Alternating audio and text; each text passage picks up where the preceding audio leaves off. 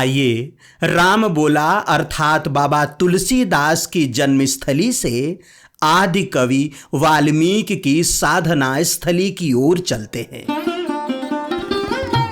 उस पवित्र पहाड़ी को प्रणाम करते हैं जहां परम पिता परमात्मा और परम पूज्य महात्मा का महामिलन हुआ। महर्षि मार्कंडेय के आश्रम में वैराग्य के कुछ मंत्र सिद्ध करते हैं। उस कुंड के दर्शन करते हैं जिसमें स्वयं ब्रह्मा ने जल भरा। मां शबरी के बाल्यकाल की स्मृतियों के समक्ष नतमस्तक होते हैं और मां मंदाकिनी की अप्रतिम रचना का साक्षात्कार करते हैं। बूंदों से बन रहे नयनाभिराम प्रपात और कुंड का नया संसार देखते हैं। प्रकृति, अध्यात्म और लोक जीवन की इस यात्रा में आप जहां तक चलेंगे परमानंद की नई खिड़कियां खोलेंगे। तो चलिए चित्रकूट 84 कोस परिक्रमा को आगे बढ़ाते हैं, देखते हैं इस श्रृंखला का दूसरा भाग।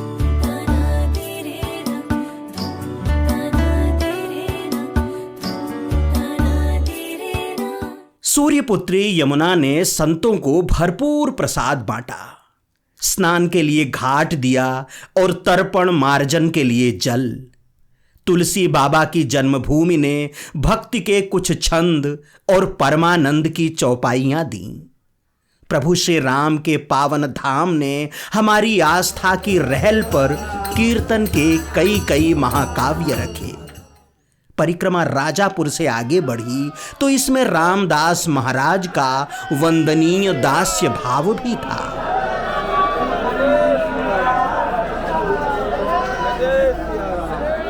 उन्हीं की कल्पना के अनुसार विगत 17 वर्षों से निकल रही परिक्रमा को पहली बार नगर भ्रमण कराया गया। राजापुर की गलियों में ठाकुर जी की पालकी निकली तो हर सिर श्रद्धा से झुक गया। सीताराम नाम के संकीर्तन से परिक्रमा पथ पर भक्ति भाव का नया सूर्योदय हुआ।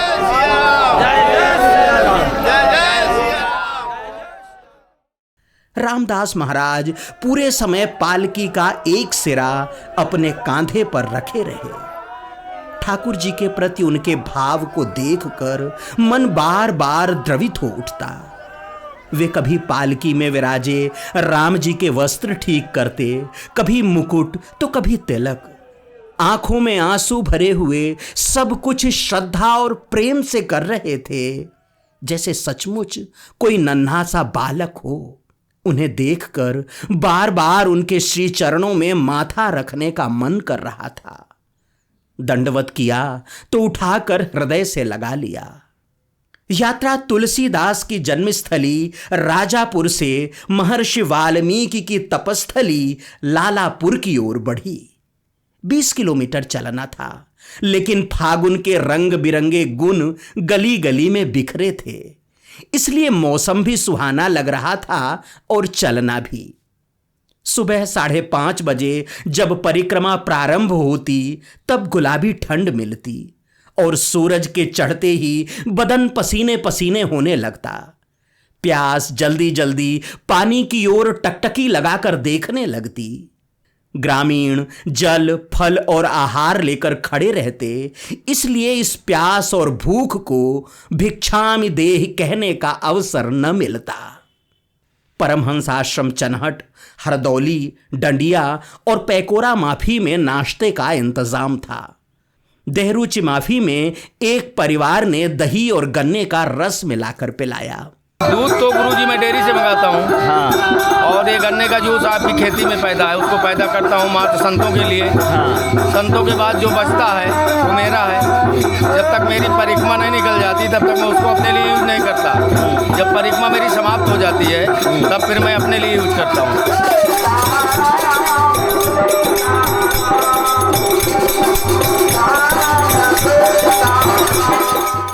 गलियां, पेड़, मेड़ और खेत ये बताने लगे थे कि लालापुर समीप है। भजो रे मना प्रेम से राम रघुरैया, भजो रे मना प्रेम से राम रघुरैया।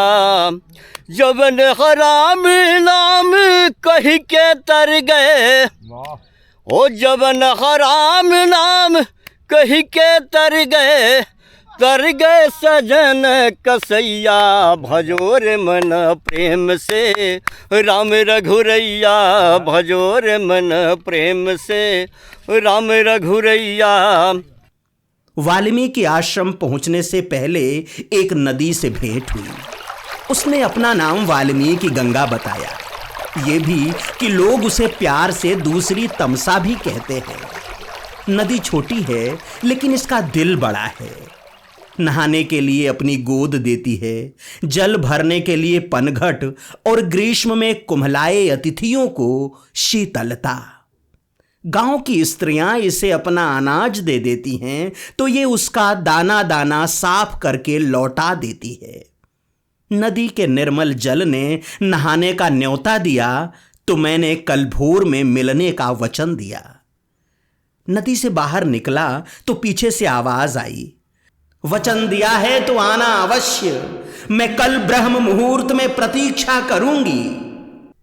गांव से गुजरकर राष्ट्रीय राजमार्ग 35 पर आए और सामने महर्षि वाल्मीकि की विशाल प्रतिमा दिखाई पड़ गई। समझते देर न लगी कि वाल्मीकि आश्रम आ गए। आज का पड़ाव यही था। हनुमान मंदिर में ठाकुर जी विराजे और आसपास परकम्मा वासियों ने ठिकाना तलाशा। परिसर में वृक्ष कम थे और रुकने वालों की संख्या अधिक, इसलिए ज्यादातर परिक्रमावासी सड़क के उस पार पहाड़ पर चले गए, वहीं आसन लगाया। इसी पहाड़ के शिखर पर महर्षि वाल्मीकि की तपस्थली है। बंदर खूब थे और कुछ खाने लगे तो चारों ओर से घेर लेते थे। इस डाल से उस डाल पर फुदक फुदक कर करतब दिखाते कि शायद उन्हें भी कुछ खाने को मिल जाए। शुक्र है कि इतने आक्रामक नहीं थे कि हाथ से छीन कर भाग जाए। धूप थोड़ा कम हुई तो पहाड़ी के ऊपर स्थित वाल्मीकि आश्रम की ओर चले। प्रवेश द्वार के समीप ही आदि कवि की 12 फीट ऊंची प्रतिमा आकार ले रही है। इसका निर्माण कार्य अंतिम चरण में है। इस आकर्षक प्रतिमा की वजह से इस तीर्थ की भव्यता देखते ही बनती है। आश्रम तक पहुंचने के लिए खड़ी चढ़ाई है। हालांकि सीढ़ियां बनी हुई हैं और ऊपर शेड भी है जिससे धूप नहीं लगती, लेकिन चढ़ाई है तो सांसों की परीक्षा तो होगी ही। कुछ सीढ़ियां चढ़ने पर चंदेल कालीन आशावर देवी का प्राचीन मंदिर मिलता है। मंदिर में मां दुर्गा का ही रूप आशावर माता है। लालापुर के आसपास के क्षेत्रों में आशावर माई के प्रति अटूट आस्था है। यहाँ के लोग मानते हैं कि यहाँ हर मनौती पूरी होती है। सिंह वाहिनी जी, महिषासुर मर्दनी, महिषासुर का संहार किए। अब ये आप चाहे इसको दुर्गा कहिए जी, चाहे माँ सीता कहिए, क्योंकि वाल्मीकि जी यहीं ऊपर थे और वो इन्हीं को स्नान कराने करते आते थे। अब आइए विंध्य पर्वत पर स्थित वाल्मीकि आश्रम की ओर बढ़ते हैं। सीढ़ियां चढ़ते हुए उनके बारे में भी सत्संग करते चलते हैं। महर्षि वाल्मीकि सृष्टि के प्रथम कवि माने जाते हैं। तमसा तीरे कामरत क्रौंच पक्षी के जोड़े को बहेलिये ने तीर मारा और आदि कवि के श्रीमुख से देव भाषा संस्कृत में आदि कविता सृजित हुई। मानषाद प्रतिष्ठाम त्वमगमः शाश्वती ही समाः यत क्रौंच मिथुनादेकमवधि काम मोहितम। बाद में उन्होंने संस्कृत भाषा में ही राम के चरित्र का अमर गायन किया, जिसे संसार रामायण के नाम से जानता है। उनके बारे में कई किंवदंतियां प्रचलित हैं। उनमें से एक उनके डाकू से संत बनने की कथा भी है। कहते हैं कि वाल्मीकि का जन्म एक ब्राह्मण परिवार में हुआ। उनका नाम रत्नाकर था, लेकिन कतिपय कारणों से वे डाकू बन गए। एक बार उन्होंने नारद जी को लूटना चाहा। नारद जी ने प्रश्न किया कि तुम ये दस्यु कर्म क्यों करते हो? इस पर रत्नाकर ने कहा, अपने परिवार को सुखी रखने के लिए। नारद जी ने कहा, तुम लूट कर जो धन ले जाते हो उसका उपयोग तुम्हारे घर परिवार के लोग करते हैं, क्या वे तुम्हारे पापों में भी हिस्सेदारी करेंगे? वाल्मीकि ने कहा, इस संबंध में तो उन्हीं से पूछना पड़ेगा। वाल्मीकि गए और पत्नी पुत्र से यही प्रश्न किया। उन्होंने पाप में हिस्सेदारी करने से साफ इंकार कर दिया। रत्नाकर लौट कर आए और नारद जी को सारा वृत्तांत सुनाया। इसके बाद नारद जी ने उन्हें राम मंत्र दिया। जिह्वा इस तरह पापाचार में लीन थी कि राम का उच्चारण करते ना आया। जीभ राम को मरा कहती और फिर मरा रटते रटते ही एक दिन राम नाम रसना का आभूषण बन गया। कठिन साधना के बाद उनका रूपांतरण हुआ और वे रत्नाकर से महर्षि वाल्मीकि हो गए, रामायण के अमर गायक। बाद में उन्हीं के अवतार तुलसी बाबा को लिखना पड़ा, उल्टा नाम जपत जगु जाना, वाल्मीकि भय ब्रह्म समाना। राम के समकालीन इन्हीं वाल्मीकि ने निर्वासन के दौरान माता सीता को पुत्रीवत अपने आश्रम में रखा और उनके पुत्र लवकुश का लालन पालन किया, उन्हें शिक्षा दी, राम कथा से दीक्षित किया। वनवास काल में भगवान श्री राम ने इन्हीं वाल्मीकि से रुकने की जगह पूछी। लालापुर की पहाड़ी पर यह वही स्थान है जहां श्री राम और उनके यश का गान करने वाले महर्षि वाल्मीकि का महामिलन हुआ। गोस्वामी तुलसीदास श्री रामचरितमानस के अयोध्या कांड में लिखते हैं, देखत बन सरसैल सुहाए, वाल्मीकि आश्रम प्रभु आए। मुनि कहु राम दंडवत कीन्हा, आशीर्वाद विप्र बर दीन्हा। वाल्मीकि मनवानंद उभारी, मंगल मूरति नयन निहारी। अस जिय जान कहिय सोय ठाऊं, सिय सौमित्र सहित जह जाऊं। चित्रकूट गिरि करहु निवासु, तह तुम्हार सब भांति सुपासु। प्रभु श्री राम माता जानकी और श्री लक्ष्मण जी के साथ भले ही त्रेता युग में यहां आए थे, लेकिन उनके आगमन की स्मृतियां आज भी सांस लेती हैं। यहां की शिलाएं और शिलाओं पर उकेरी गई आकृतियां सिर उठा उठाकर उनके आगमन की पुष्टि करती हैं। महर्षि वाल्मीकि की पाषाण प्रतिमा अतीत का स्मरण कर मुस्कुरा उठती है। वाल्मीकि मंदिर में इस प्रतिमा के दर्शन कीजिए तो चुपके से कहती है, दो शिलाओं के बीच से जो गली है उससे नीचे उतर जाओ और मेरे उस आश्रम से मिल आओ जहां वनवासी राम के चरण पड़े थे, जहां उन्होंने मेरा आतिथ्य स्वीकार किया था, जहां मुझे कविताई का प्रसाद मिला था।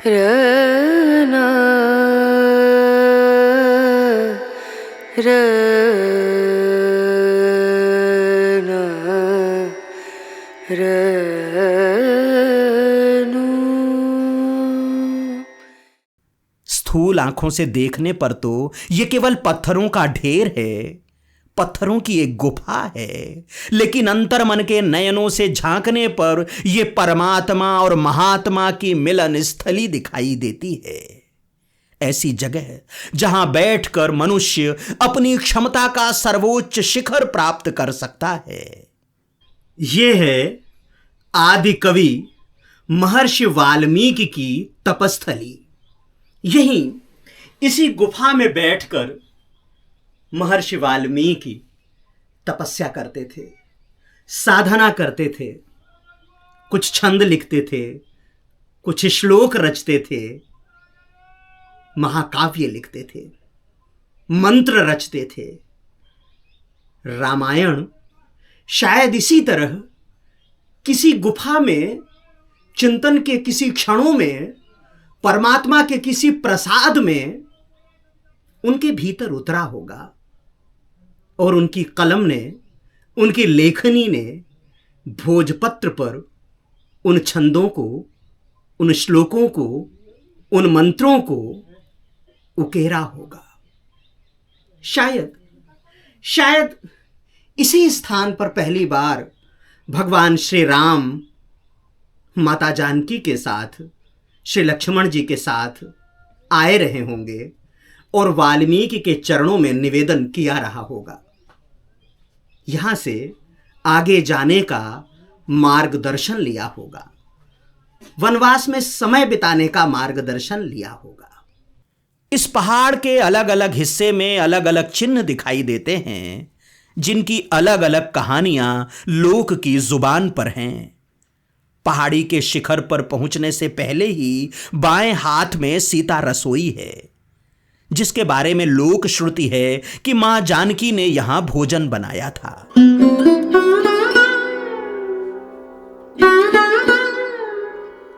जाने क्या बनाया और खिलाया था, लेकिन जो भी बनाया था वो स्वाद युगों बाद भी अनगिन पर्यटकों और भक्तों को अपनी ओर आकर्षित करता है। पहाड़ी के एक सिरे पर पहुंचिए तो दूर यमुना दिखाई देती है। शायद कैमरे की नजर इतनी तेज नहीं कि सूर्यपुत्री की वो चमकीली रेखा आपको दिखा सके, लेकिन कल्पना की पैनी दृष्टि आपको उस सृष्टि के दर्शन करा सकती है। पत्थरों पहाड़ियों का सौंदर्य और ऊपर से नीचे दिखाई देने वाला दृश्य अद्भुत था। नीचे उतरे तो शाम के 5 बज गए थे और पंगत का समय हो गया था। कहीं भी हो इस समय तक जमात में आना ही होता है, क्योंकि पंगत चूका तो साधु भूखा। सुबह आगे बढ़े तो परिक्रमा का 9वां दिवस था। 19 किलोमीटर चलना था और खेत, गांव, शहर सभी कुछ पार करना था। सूरज जब तक पहाड़ की मुड़ेर पर आकर बैठता, परिक्रमावासी अग्रोहड़ा शिव मंदिर के समीप पहुंच गए। गांव वालों ने पूड़ी, सब्जी, दही, गुलाब जामुन, फल आदि का प्रबंध किया था, जिसे जितना जो कुछ भी खाना हो खाए। सरैया पहुंचे तो मन भाव विह्वल हो गया। गांव के युवा सेवा करने में लगे थे। भूख और प्यास के लिए मिठाई, फल और जल लेकर खड़े थे, तो पांवों के दर्द के लिए तेल, जेल और मलहम। जिनके पांवों में दर्द था, तेल और जेल लगाकर दबा रहे थे। पूरे आदर और श्रद्धा भाव के साथ चरण स्पर्श कर आशीर्वाद ले रहे थे। युवा पीढ़ी को इस सेवा भाव में देखना परम संतोष दे रहा था। सरैया से आगे बढ़े तो पहाड़ की चढ़ाई शुरू हो गई। लेकिन यह चढ़ाई हिमालय की चढ़ाई नहीं है जो नाक की सीध में हो। यह विंध्य पर्वत है, जितना सयाना है उतना ही उदार। यह पदयात्रियों को तंग नहीं करता, पुचकारता हुआ अपनी ऊंचाई पर ले जाता है। सदा एहसास कराता रहता है कि तुम तो आहिस्ता आहिस्ता आगे बढ़ो। अगर थक जाओगे तो मैं झुक जाऊंगा, मेरे कंधे पर बैठ जाना। मुझे झुकने की आदत है। महर्षि अगस्त्य को प्रणाम करने के लिए झुका था और वे आशीर्वाद देने के लिए आज तक नहीं आए। वे जब तक नहीं आएंगे मैं इसी तरह नतमस्तक रहूंगा। विंध्य पर्वत से बतकही करते हुए उसकी मीठी चढ़ाई चढ़ते रहे। अगला छोटा विश्राम काली घाटी में था। यहां आते आते सूरज आसमान की आधी दूरी तय कर आया था और फाल्गुन की धूप ज्येष्ठ की तरह क्रूर हो गई थी। मदारी बाबा ने संतों के स्वागत में वंदनवार सजाया था। पेड़ों की छाया थी और बैठने के लिए ओटले, जल पान के लिए फल, गाजर का हलवा और मिठाई भी थी। अतः सबने लंबी बैठक जमाई। तारम बोलयन बेलवा झुमेलवा से पार हो जइब, पार हो जइब हो, पार हो जइब हो, पार हो जइब। सीताराम बोलयन बेलवा झुमेलवा से पार हो जइब।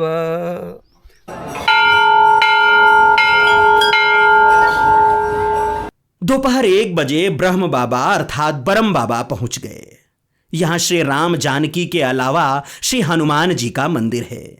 इसके अलावा परिसर में अन्य छोटे छोटे मंदिर हैं।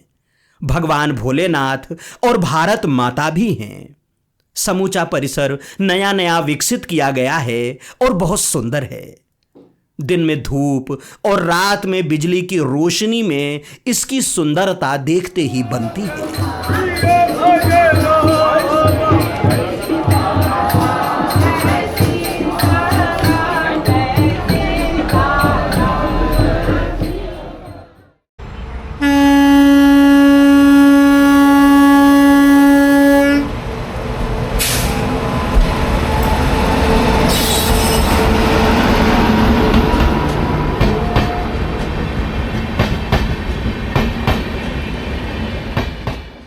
अगले दिन बरम बाबा आश्रम से चले तो मानिकपुर घाटी चढ़ते हुए धीरे धीरे आगे बढ़ते रहे। सड़क पर चल रहे थे और पहाड़ की हल्की चढ़ाई थी। 10 दिन की यात्रा में पहली बार रास्ते में न तो किसी ने बाल भोग कराया और न ही जल के लिए पूछा। हम उत्तर प्रदेश के मानिकपुर के जिस हिस्से से निकल रहे थे वहां अधिकांशतः गरीबों की बस्ती है। दूसरों पर आश्रित रहने वाले बेचारे गरीब किसी को क्या सहारा देते। मनुष्यों की तरह यहां के जंगल भी पहाड़ और पत्थर पर हैं, इसलिए बहुत कुपोषित हैं। शीशम, बांस और आंवले के नए पौधे रोपे गए हैं। जो बड़े हो गए हैं उन्हीं में हरियाली है। पलाश के पेड़ हैं जिन्होंने अपने फूल झाड़ दिए हैं। शेष कंटीली झाड़ियां हैं। इनकी ऊंचाई बहुत अधिक नहीं है। इन जंगल झाड़ियों से भला क्या उम्मीद की जा सकती है। जो राहगीरों को छाया नहीं दे सकती, वे गांव वालों का पेट क्या पालेंगी। इस रास्ते में जल स्रोत भी कम ही हैं। रास्ते में एक हैंडपंप, एक पहाड़ी झरना और एक छोटा सा बांध मिला। तीनों में पानी दादी मां की कहानी की तरह थोड़ा ही बचा था। जिस गली से प्रभु श्री राम गुजरे थे उस गली में अभी भी एक शांति तो है। आदिवासियों का भोलापन है, गांव वालों का एक निर्मल मन है और इस तरह के निर्मल खेत और घाट हैं। साथ ही वो परिक्रमावासी भी हैं जो प्रतिवर्ष यहाँ से गुजरते हैं और अपनी आस्था के जरिए प्रभु श्री राम को नमन करते हैं। सुबह 10 बजे गोपीपुर गांव के साई चुआ पहुंच गए। यहीं पड़ाव था।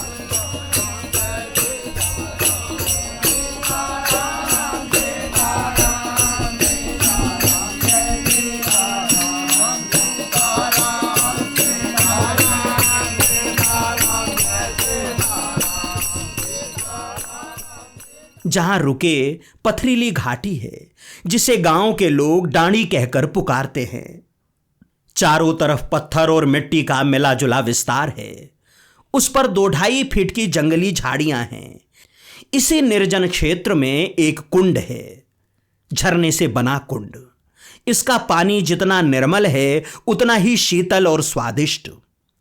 कल सुबह विदा होने तक परिक्रमा वासियों की जल सेवा यही कुंड करेगा। लोक मान्यता है कि भगवान श्री राम इसी रास्ते चित्रकूट गए थे। इस कुंड के एक हिस्से में जहां बड़ी चट्टान है वहां श्री राम के चरण चिन्ह हैं। उसी चरण चिन्ह के पास जल का सोता है। इसे सीता कुंड भी कहते हैं। भगवान का चरण चिन्ह है, उसी के नीचे से पानी आ रहा है। अच्छा, और गांव वो जो पत्थर दिख रहा है जी नहीं, यहाँ 500 फीट गांव के अंदर ट्यूबवेल करवाते हैं लेकिन पानी नहीं निकलता है। और यहाँ 5 फीट में पानी वो निकल रहा है। 12 महीना पानी ये कभी कम होगा ही नहीं। हाँ, इसके लिए यहीं से भगवान से चित्रकूट गए थे। इसी कुंड के पास आम, पीपल, आंवला, जामुन, बबूल, नीम आदि का बगीचा है। इसे यहां रहने वाले संत ने अपने खून पसीने से सींच कर तैयार किया था। यहाँ स्वामी जी थे, उनका क्या शुभ नाम था? गोपाल दास महाराज जी। कब तक थे यहाँ? यहाँ कम से कम 30 साल 30 साल तक यहाँ मतलब अपना वो इस स्थान को जागृत किए। यहाँ कुछ नहीं था, ये पेड़ पौधे उन्हीं की सब देन है। इसी बगीचे में संतों ने आसन लगाया। बाल भोग के लिए कुछ दूरी पर स्थित गौशाला में आमंत्रित किया गया। बगीचे से लगभग आधा किलोमीटर दूर। सुबह से 12 किलोमीटर चल चुके थे और कुछ भी खाया पिया नहीं था, इसलिए भूख लगी थी। गौशाला गया और पूड़ी सब्जी के साथ सूजी का हलवा पाया। कम ही खाया, लेकिन शाम को राजभोग मिलने तक का प्रबंध हो गया। शाम को भोजन प्रसाद के लिए भी इसी गौशाला में पहुंचे।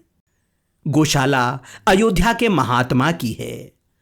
बगीचे में सोने के लिए आसन लगाया तो 10वीं का चांद पेड़ों पर टंगा हुआ था।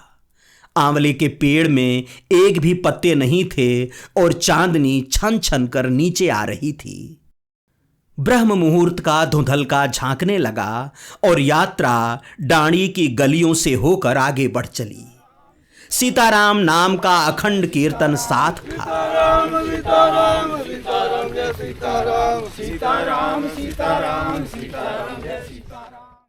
फिर पथरीला मैदान मिला, फिर खेत मिले, फिर गांव मिले और गांव की गलियां मिली, फिर सेवा सत्कार मिला, फिर राम नाम का अभिवादन मिला। सबसे मिलते मिलाते 3-3.5 घंटे चलकर मार्कंडेय आश्रम पहुंच गए। परिक्रमा का 11वां दिन था और तिथि भी एकादशी ही थी। सभी वैष्णवों का उपवास था। उपवास के दिन कानन के किनारे देवस्थान से सजा ब्रह्मर्षि का आश्रम मिल जाए, भला इससे उत्तम अवसर और स्थान क्या होगा। सीताराम सीताराम सीताराम जय सीताराम।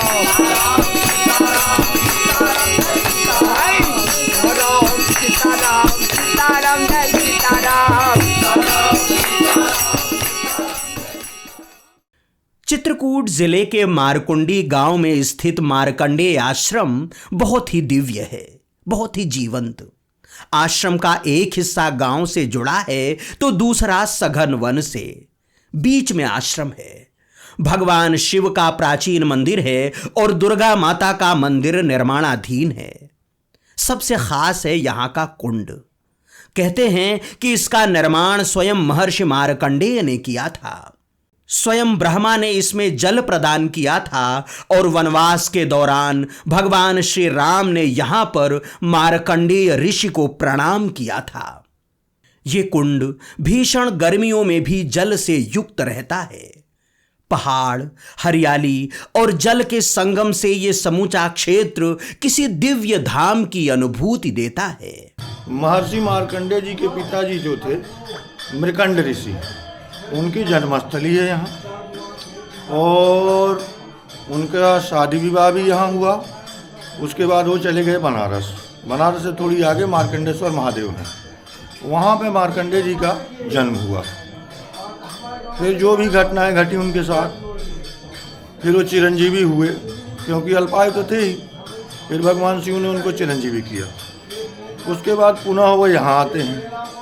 यहाँ आने के बाद यहाँ उन्होंने तपस्या अपनी शुरू किया और सहस्त्रों वर्ष तक यहाँ उन्होंने तपस्या किया, जिसका वाल्मीकि रामायण में भी उल्लेख है कि जब भगवान से 8,95,000 वर्ष लगभग 8,95,000 वर्ष पहले जब भगवान श्री राम अयोध्या से वनवास के लिए निकले तो इस आस्थान में भी आए थे वो। तो महर्षि जी उस समय, आज स्थिति बदल चुकी है। उस समय ये जो नीचे वाला बड़ा जलाशय है ये कभी गहरा कुंड हुआ करता था, तो इसी में उन्होंने जल समाधि ले रखी थी 10 सहस्त्र वर्ष के लिए। तो भगवान राम से उनकी कोई वार्तालाप नहीं हुई है। वाल्मीकि रामायण में जो उल्लेख मिलता है, भगवान राम से उनकी कोई वार्तालाप नहीं हुई है। उन्होंने दर्शन किए हैं और जिन पत्थरों पर खड़े होकर के दर्शन किया, उन पत्थरों में आज भी चरण चिन्ह मौजूद हैं। वो लगते भी हैं कि हाँ ये चरण है। दर्शन करके पुनः यहाँ से निकल गए। और महर्षि, ये जो कुंड है छोटा, मृग कुंड, इसका जो उल्लेख मिलता है मृग कुंड है ये। महर्षि मार्कंडेय जी ने अपने हाथों से इस कुंड को खोद करके बनाया था और उनके आग्रह करने पर श्री ब्रह्मा जी ने इस कुंड को भरा था और उनसे वचनबद्ध लिया था कि ये कुंड कभी सूखना नहीं चाहिए। पूरे क्षेत्र में चाहे जितना सूखा पड़ जाए, लेकिन इस कुंड का पानी कभी खत्म नहीं होता है। एकादशी थी तो भोजन प्रसाद भी पूर्ण रूप से फलाहारी ही था। खीर, खिचड़ी, आलू की सब्जी और मिठाई सबको पेट भर खिलाया। गोविंदास महाराज की ये साधना गजब की है। चाहे भोजन बनाना हो चाहे फलाहारी, साधुओं के इस समूह के लिए कुछ भी कठिन नहीं। शाम हुई, मारकंडेय आश्रम में अंधेरा उतरा और नगड़िया की आवाज सुनाई देने लगी। अनुमान लगाते देर न लगी कि फागुन 4 दिन बाद होली की बहार लेकर आ रहा है, इसलिए नगड़िया, ढोलक, झांझ, मजीरा सभी को भरपूर फगुआ चढ़ चुका है।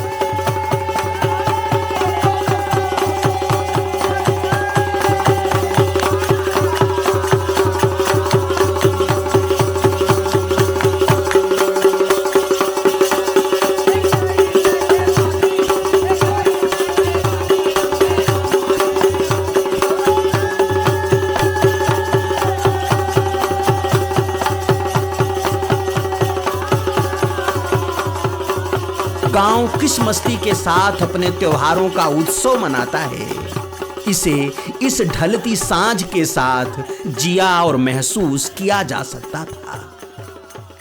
सुबह मारकंडेय आश्रम से निकले तो सामान ले जाने वाला ट्रक दूर खड़ा था। सभी परिक्रमावासियों ने अपना सामान एक जगह इकट्ठा कर दिया और ध्वज के साथ चल पड़े। उन्हें भरोसा था कि बालकदास महाराज सभी का सामान सकुशल अगले ठिकाने पर पहुंचाएंगे। ओ सीताराम! मारकुंडी गांव पथरीले मैदान, पगडंडी और सड़क से होकर आगे बढ़े। पहला दर्शन पुष्करणी सरोवर का था। कहते हैं कि विराध का वध करने के बाद भगवान श्री राम का शरीर और उनके अस्त्र शस्त्र रक्त रंजित हो गए थे। उसे उन्होंने इसी सरोवर में धोया था। इसके बाद चित्रकूट की ओर आगे बढ़े थे। ये सरोवर है तो भगवान विराध को मार करके, और थोड़ा खून वून तो पड़ते हैं ना, हाँ जी जी, ऐसे खून लगे हुए हैं जैसे वर्षा के समय पर वो देव बधूटी क्या कहते हैं उसको, वही लाल लाल कीड़ा जैसा होता है। अरे मधुमक्खी नहीं, वो एक होता है देव बधू बोलते हैं। दयु की बुढ़िया भी बोलते हैं।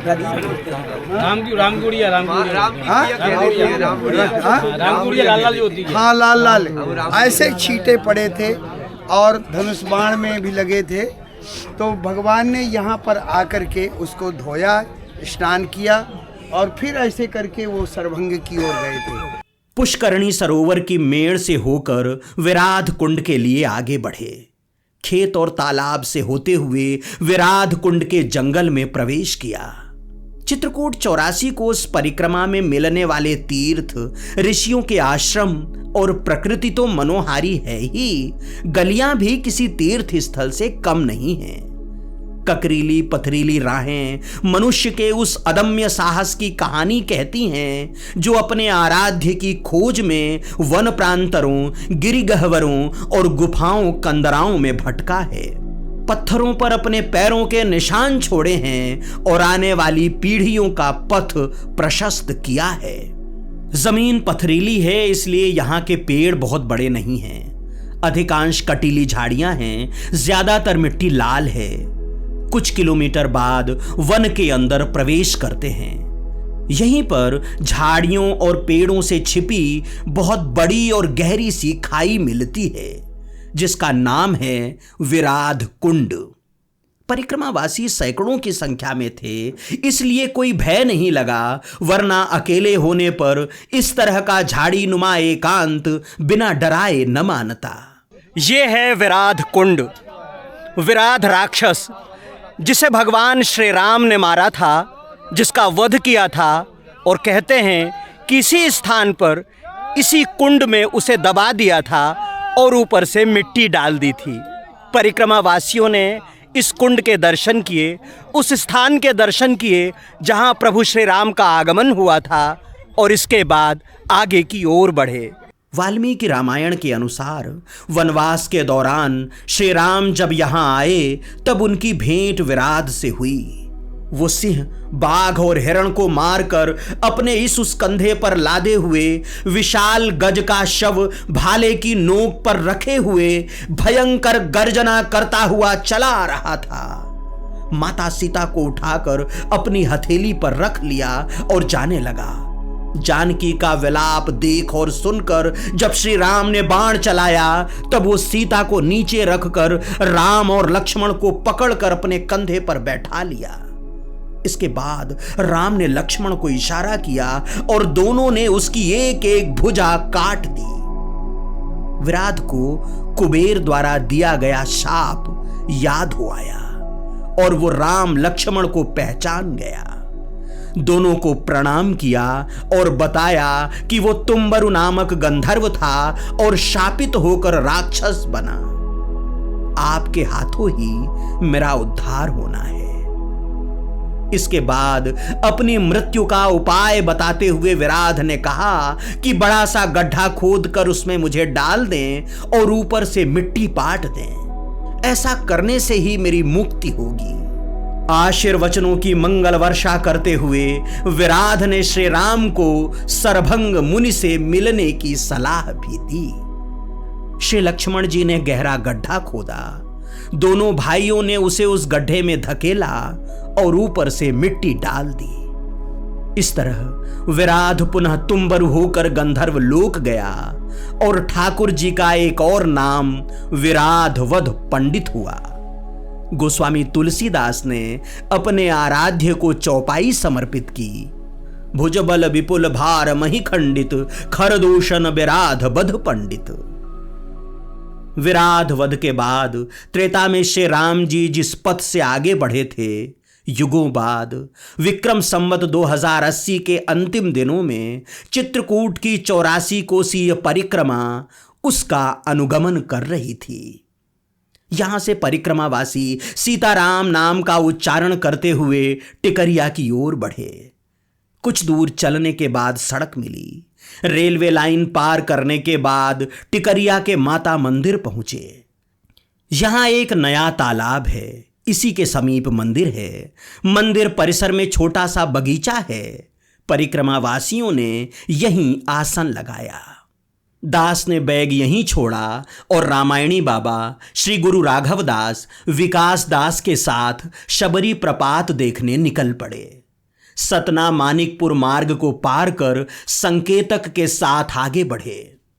जाते जाते दोपहर हो गई थी, इसलिए हवा पर सवार होकर पहाड़ की तपन तमाचे मार रही थी। प्रवेश द्वार पर पहुंचे तो पता चला कि उत्तर प्रदेश सरकार ने इसका नाम बदलकर तुलसी प्रपात कर दिया है और कुछ सुविधाएं बढ़ाकर प्रवेश शुल्क लगाने की तैयारी की जा रही है। प्रपात के किनारे पहुंचे तो प्रपात का कंकाल दिखाई दिया। ग्रीष्म के प्रारंभ में ही मंदाकिनी की धारा दम तोड़ चुकी थी और प्रपात की तलहटी में जमा पानी नीले से हरा हो चुका था। फिर भी मंदाकिनी ने करोड़ों वर्षों में विंध्य पर्वत को जिस तरह से आहिस्ता आहिस्ता काट कर तराशा है, वो अपने आप में ही एक अनूठा सौंदर्य लोक है। यहां घाट पर उत्तर प्रदेश सरकार स्काई वॉक का निर्माण करा रही है। इसके बन जाने के बाद प्रपात के ऊपर से प्रपात का सौंदर्य देखा जा सकेगा। देखने के साधन संसाधन भले ही बहुत हो जाएं, लेकिन जिस मंदाकिनी की वजह से यहां का समस्त सौंदर्य लोक है, वो तो दिनों दिन सूखती जा रही है। केवल वर्षा काल में ही इसमें प्रपात बनाने लायक जलधारा होती है। शेष दिनों में यह खुद अपने घाटों पर प्यासी तड़पती रहती है। हां, मंदाकिनी का मन नहीं मानता तो वो बूंदों का प्रपात बनाकर इस पहाड़ पर आने वाले पर्यटकों को बहलाती रहती है। ये प्रपात और मंदाकिनी नदी 2 राज्यों की सीमा रेखा भी है। एक तरफ उत्तर प्रदेश और दूसरी तरफ मध्य प्रदेश। चारों ओर पत्थर का साम्राज्य और 2 कुंड। पहला कुंड कम गहरा है और इस तक पहुंचा जा सकता है, नीचे जाने के लिए दोनों ही तटों पर सीढ़ियां बनी हुई हैं। सबसे नीचे वाले कुंड में जाने के लिए दूर घाटी से रास्ता तलाश करना होगा। अभी न तो इतना समय है और न ही इतना साहस कि नीचे उतरने का मार्ग खोजा जाए और उसकी तलहटी को प्रणाम किया जाए। परिक्रमावासी स्नान कर रहे थे और मैं मंदाकिनी के उन नन्हे प्रपातों को निहार रहा था जो वो चुपके चुपके अपनी बूंदों से बना रही थी। ये स्थान है शबरी प्रपात। 84 कोस परिक्रमा के दौरान ये बहुत प्राकृतिक और रमणीय स्थल मिला है। शबरी प्रपात इसे इसलिए कहा जाता है क्योंकि यहाँ माँ शबरी का जन्म हुआ था और इसके बाद वे तपस्या के लिए किष्किंधा चली गई थी। एक तो ये धार्मिक आख्यान है, धार्मिक महत्व है। दूसरी बात ये कि यहाँ माँ मंदाकिनी का प्रपात बनता है। मंदाकिनी यहाँ पर लगभग 50-60 फीट ऊपर से नीचे गिरती हैं और एक सुंदर प्रपात का निर्माण करती हैं। लेकिन ये सुख वर्षा काल में ही मिलता है। प्रपात को देखने का सुख बारिश के दिनों में ही उपलब्ध होता है। इन दिनों जबकि ग्रीष्म प्रारंभ हो गया है, तब मां मंदाकिनी सूख गई हैं और वो प्रपात भी नहीं है। कुंड में जो जल भरा है वही दर्शन के लिए उपलब्ध है। प्रपात की फुहारें गायब हैं। हाँ, इस तरह झरने हैं, सोते हैं कहीं कहीं से जो टपक रहे हैं और जिससे इस कुंड की भरपाई होती है, इसका पेट भरता है। बूंद बूंद से घड़ा किस तरह से भरता है, गर्मी के दिनों में इस प्रपात पर स्पष्ट रूप से देखा जा सकता है। हम सब बैठे ही थे कि शालिग्राम दास आ गए। अचला धोया और बैठ गए। बस क्या था, ब्रज के संतों को ब्रज याद आने लगा और वे ब्रज को ही गुनगुनाने लगे।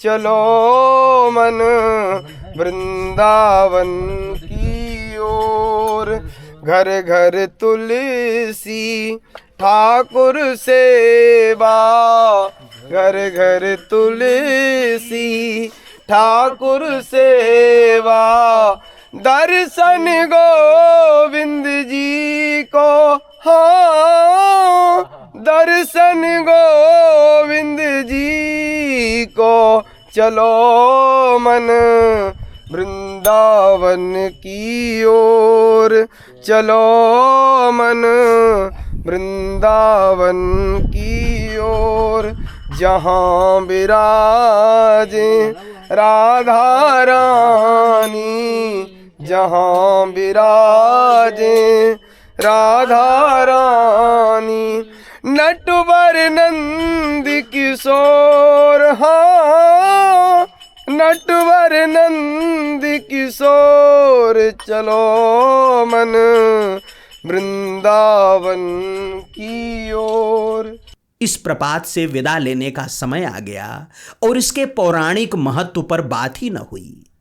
चलिए मध्य प्रदेश वाले तट की सीढ़ियां चढ़ते हैं, शबरी की तपस्थली देखते हैं और यहां से शबरी का जुड़ाव जान लेते हैं। यहीं पर शबरी मैया का माता पिताजी इसी सरवर जाति के थे और उनका जन्म इसी क्षेत्र में हुआ है। जब शबरी मैया जब सयानी हो गई, लोक रीति के हिसाब से शबरी मैया का शादी का जब समय आया तो ये आदिवासी जंगली लोग थे, तो बहुत सारे भेड़ बकरी को इकट्ठा किया गया उनको काटने के लिए, उनकी शादी में बारात में बहुत बाराती लोगों को खिलाने के लिए। शबरी मैया ने पूछा कि मैया आज क्या बात है, बहुत सारा जंगली जानवर भेड़ बकरी को इकट्ठा किया गया। तो शबरी मैया के माता पिताजी लोग बोले जी आज कल परसों में तुम्हारी शादी होने वाली है, तो इसको सबको बलि दिया जाएगा और बारात लोगों को खिलाया जाएगा।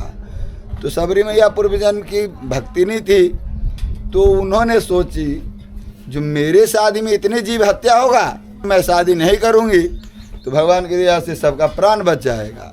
वो रात में 12 बजे जगी, 12-1 बजे जब सारा उनके घर वाले सब सो रहे थे, वो सारे बकरी को दरवाज़ा खोल दिया और भगा दी और खुद ही अपने वहाँ से उस घर को त्याग करके यहाँ से भाग गई। ते आगे सर्वांग ऋषि के आश्रम में गई। एवं प्रकार से वो आगे बढ़ते बढ़ते साधु महात्मा की सेवा करते करते वो पंपा सरोवर के पास जाकर के ऋषिमुख पर्वत के तरफ जाकर के भगवान की दया से मतंग ऋषि की शिष्या बन गई और वहीं पर वो किष्किंधा में जाकर के वो भजन की और वहीं पर जाकर के भगवान राम से उनको भेंट मुलाकात हुआ।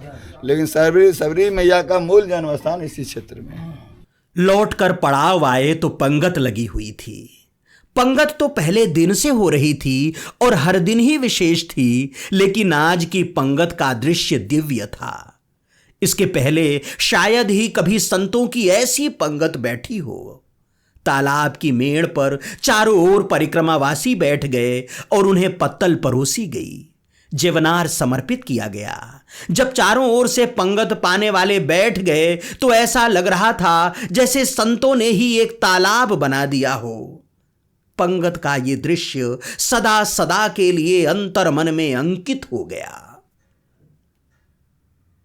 योजना थी कि इस वीडियो में सरभंग आश्रम, सुतीक्ष्ण आश्रम, अस्थि समूह पर्वत होते हुए बिरसिंहपुर तक चलेंगे, लेकिन वीडियो लंबा होने के कारण यहीं विराम लेना पड़ रहा है। अब इन सभी तीर्थों के दर्शन अगले वीडियो में। एक बात और, धर्म के इस मर्म को जीना और समझना चाहते हैं तो चित्रकूट की इस 84 कोसीय परिक्रमा में एक बार अवश्य आइएगा। कब आना है और कैसे आना है ये मैंने आपको इस वीडियो श्रृंखला के पहले भाग में ही बता दिया है। नहीं देख पाए हों तो देख लीजिएगा, लिंक डिस्क्रिप्शन में है। अगर आप पूरी परिक्रमा नहीं करना चाहते और केवल उन स्थानों के दर्शन करना चाहते हैं जिनका जिक्र इस वीडियो में हुआ है, तो कुछ प्रमुख स्थलों के बारे में जान लीजिए। चित्रकूट से वाल्मीकि आश्रम लालापुर तकरीबन 20 किलोमीटर है। इसी तरह मार्कंडेय आश्रम और शबरी प्रपात लगभग 47-48 किलोमीटर हैं। इन तीनों जगहों पर आने के लिए मानिकपुर या बांदा रेलवे स्टेशन पर भी उतर सकते हैं। आमतौर पर वाहन मिल जाते हैं, लेकिन समय पर्याप्त लगता है, इसलिए अपना साधन हो तो आसानी होगी। चित्रकूट आने के लिए चित्रकूट धाम करबी रेलवे स्टेशन है। अंतरराज्यीय बस अड्डा भी है।